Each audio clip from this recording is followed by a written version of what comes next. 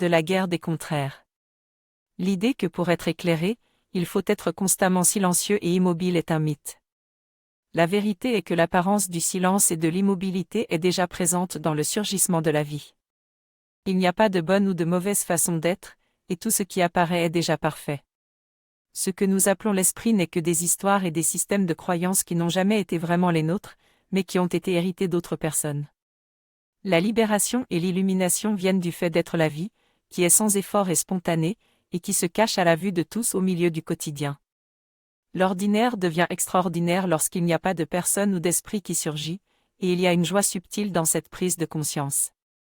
Vous êtes la source et l'incarnation de la liberté, en faisant semblant de ne pas l'être. Tout ce qui apparaît, y compris l'obscurité et la lumière, est le grand mystère qui apparaît comme un jeu ou une guerre entre les opposés. Le message principal de cette synthèse est que notre personnalité, nos habitudes et nos pensées ne sont que des manifestations de notre liberté. Il n'y a pas de personne centrale avec une volonté libre, tout est spontané.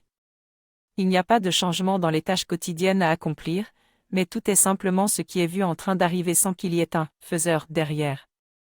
Il n'y a pas de spécificité dans les pensées, les émotions ou les sensations, ils sont simplement des phénomènes comme toute autre chose dans l'univers. En comprenant cela, nous sommes chez nous, dans un paradis qui est là depuis toujours et qui ne partira jamais.